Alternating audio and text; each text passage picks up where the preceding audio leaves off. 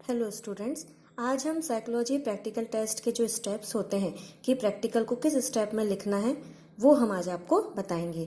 आपको यहाँ सबसे इम्पॉर्टेंट बात ये ध्यान रखनी है कि जब भी कोई टेस्ट हम कराएंगे, जैसे कि हमने पहले डिसाइड किया है कि आपको हम 5 टेस्ट करवाएंगे, तो उसका जब हम रिटर्न मटेरियल देंगे तो हो सकता है कि उसमें कुछ सीक्वेंस आगे पीछे हो सकता है, लेकिन हमें जो सीक्वेंस लिखना है वो जो हम आज आपको बता रहे हैं वही सीक्वेंस में टेस्ट को हमें लिखना है। ये जो सीक्वेंस आज हम बता रहे हैं इसके पहले हमने इसका पूरा इंट्रोडक्शन भी आपको सेंड किया है ना। तो आज हम इसको थोड़ा सा आप लोगों के लिए एक्सप्लेन कर देते हैं, ठीक है। तो जब बात कोई टेस्ट लिखने की आती है तो वो किस प्रकार से लिखा जाता है, तो सबसे पहली बात आती है कि यहाँ पे हमें लिखना है परीक्षण का नाम, नेम ऑफ द टेस्ट। यानी कि यहाँ पे जो परीक्षण आप कर रहे हैं, जो टेस्ट आप कर रहे हैं, उसका आप नाम लिखेंगे। और जैसे कि आप शाब्दिक बुद्धि परीक्षण कर रहे हैं, वर्बल इंटेलिजेंस टेस्ट कर रहे हैं, तो उसकी हेडिंग आप यहाँ पर लिखेंगे। फिर आता है निर्माणकर्ता का नाम एवं प्रकाशक का नाम, name of the author and publisher.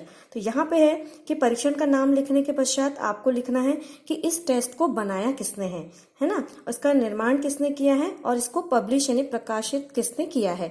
ये जो है ये चीज आपके टेस्ट पेपर में दी रहती है। जैसे कि एक एग्जांपल के लिए देख लीजिए कि जैसे कि समायोजन टेस्ट है या इंटेलिजेंस टेस्ट है, तो इनके अलग अलग बनाने वाले हैं। जैसे कि एडजस्टमेंट टेस्ट को श्रीमती रागिनी दुबे ने बनाया है, पर्सनैलिटी का टेस्ट अलग अलग राइटर ने बनाया है। तो यहाँ पे हमें ये लिखना है कि किसने बनाया है, उसके बारे में उसका नाम लिखना है और इसको प्रकाशित किसने किया है वो लिखना है। अब बात आती है समस्या यानी कि प्रॉब्लम।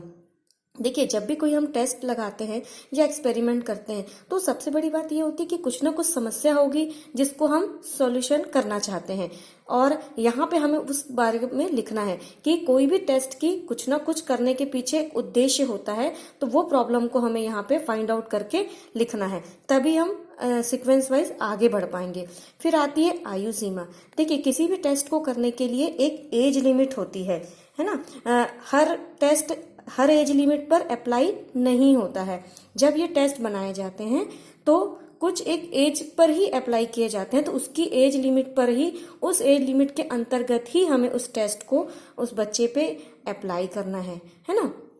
अब बात आती है समय सीमा की, टाइम लिमिट की। टाइम लिमिट का मतलब ये है कि जब भी कोई टेस्ट आप करवाएंगे सब्जेक्ट से तो आपको एक समय डिसाइड करना होगा। एक टाइम लिमिट होती है 15 मिनट, 20 मिनट, 10 मिनट। उस टाइम लिमिट के अकॉर्डिंग ही आपको टेस्ट को वहां पर कंप्लीट कराना होगा। अब बात आती है परीक्षण का प्रकार। परीक्षण का प्रकार के टाइप ऑफ टेस्ट का मतलब ये होता है, देखिए टेस्ट अलग अलग टाइप के होते हैं। कुछ वर्बल होते हैं, कुछ नॉन वर्बल होते हैं, कुछ पर्सनैलिटी के होते हैं, कुछ परफॉर्मेंस के टेस्ट होते हैं। तो यहाँ पे आपको स्पेसिफाई कर देना है कि जो आप टेस्ट कर रहे हैं वो किस टाइप का टेस्ट है। अब बात आती है वैधता की यानी कि वैलिडिटी की। तो किसी भी मनोवैज्ञानिक परीक्षण की वैधता ज्ञात करने जो है वो बहुत आवश्यक होता है।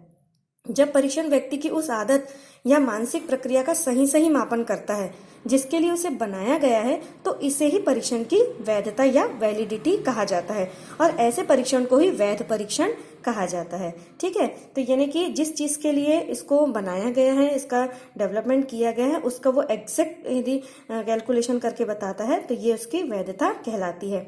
अब बात आती है विश्वसनीयता की, रिलायबिलिटी की। तो इसमें देखिए मनोवैज्ञानिक परीक्षण का यह महत्वपूर्ण चरण है जहां परीक्षण की विश्वसनीयता को ज्ञात किया जाता है। यदि किसी परीक्षण को बार बार प्रयुक्त किया जाए और बार बार समान प्राप्तांक प्राप्त हो तो परीक्षण को विश्वसनीय माना जाता है। कहने का मतलब ये है कि यदि आप टेस्ट कभी भी अप्लाई करें और उसका रिजल्ट एक जैसा आता है कि व्यक्ति पे, तो ये मान के चलिए कि ये टेस्ट का विश्वसनीयता है।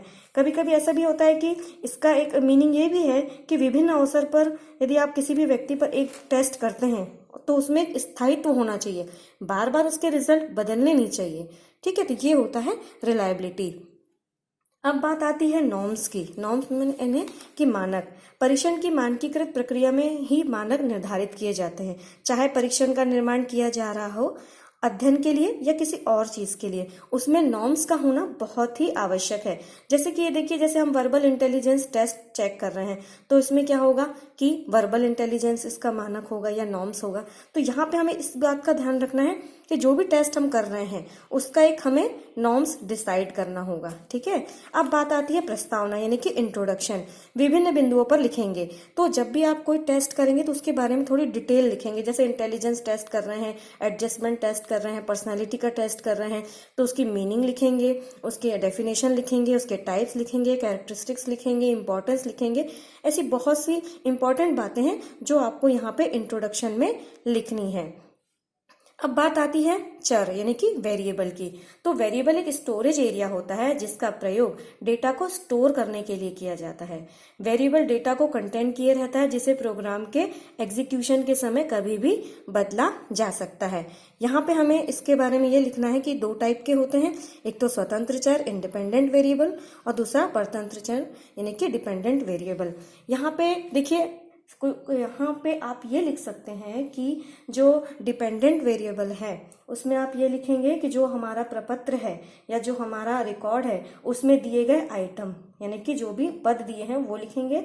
फिर है परतंत्र चर में आप लिखेंगे कि जो सब्जेक्ट है, ये जो हमारा प्रयोज्य है, उसके द्वारा दिए गए सिलेक्टेड आइटम है ना, तो यहाँ पे ये आपको लिखना है।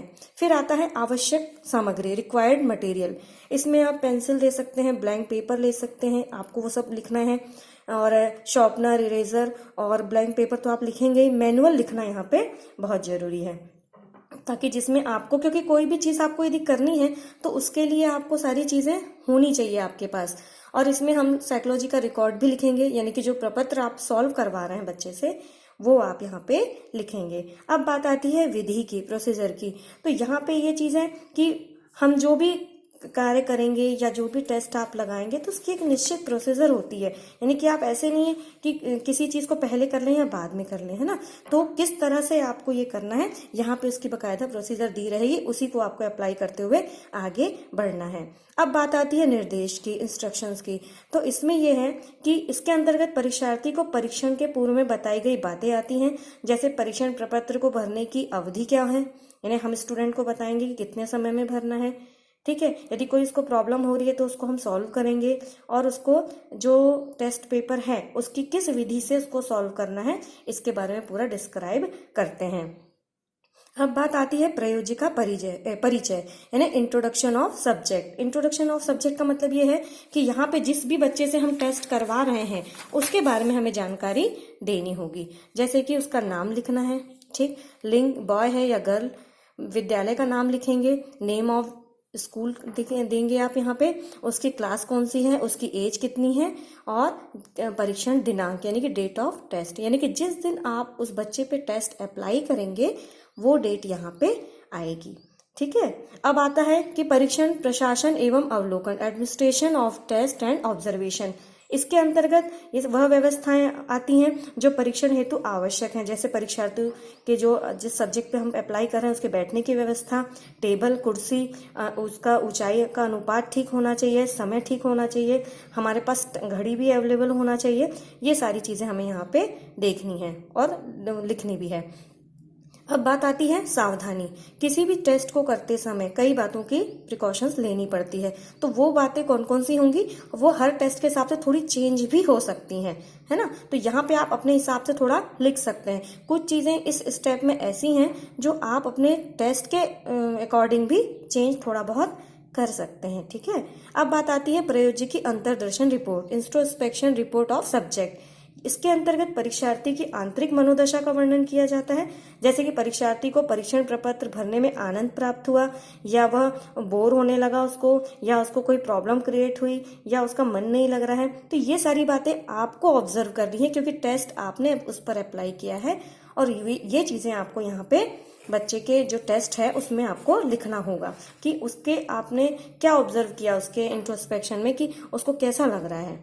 ठीक है, अब बात आती है फलांकन प्रक्रिया की, मेथड ऑफ स्कोरिंग। देखिए, मेथड ऑफ स्कोरिंग के अंतर्गत हम ये देखेंगे कि जो स्टूडेंट है या जो हमारा सब्जेक्ट है उसने जितने उत्तरों को या जितने आंसर को दिया है स्कोरिंग टेबल से मिलान करेंगे, और जैसे उसके इंस्ट्रक्शंस दिए हुए हैं सही हैं या गलत हैं, या उसमें कितने अंक प्रदान करने, कितना स्कोर उसने अर्न किया है, या हमें कितने रॉन्ग आंसर मिल रहे हैं, तो ये सब चीज़ों को हम लोगों को जो टेस्ट पेपर का मैनुअल है उससे चेक करना होगा, है ना। तो IQ ज्ञात करने के लिए फॉर्मूला होगा, ये तो हम आपको इंडिविजुअल जब टेस्ट बताएंगे उसमें बताएंगे कि आपको कैसे किसी भी चीज़ का कैलकुलेशन करना है, ठीक है। अब बात आती है परिणाम का विश्लेषण, एनालिसिस ऑफ रिजल्ट, विश्लेषण। और इसके अंतर्गत हमें ये देखना है कि जो पूरी प्रक्रिया का विस्तार से वर्णन किया जाएगा कि किस प्रकार अंक प्रदान किए गए, किस आधारों पर उसको आंसर दिए गए, आंसर देने के बाद कितने उसके अंक गलत थे, कितने सही थे, कितना रॉ स्कोर प्राप्त हुआ, और आपने किस टेबल से किस तरह से उसका रिजल्ट निकाला, ठीक है। अब बात आती है निष्कर्ष की, कंक्लूजन की। अब निष्कर्ष का मतलब ये है कि इसके अंतर्गत जो आपने टेस्ट दिया है, जो परीक्षण निर्माण किया गया है, उस परीक्षण का क्या निष्कर्ष निकलता है, इन सब बातों का आपको डिस्क्रिप्शन देना है। और यहाँ पे ये देखना है कि देखिए हर टेस्ट का हर बच्चे पे अलग अलग अप्लाई होगा, तो रिजल्ट भी बिल्कुल डेफिनेटली अलग ही आएंगे, है ना। तो आपके टेस्ट पेपर में बच्चा कितना अच्छा करता है या कितना उसका लेवल है, उसका निष्कर्ष आपको यहाँ पे कंक्लूजन के माध्यम से लिखना होगा। अब बात आती है शैक्षिक निहितार्थ और सुझाव, एजुकेशनल इम्प्लीकेशन एंड सजेशन।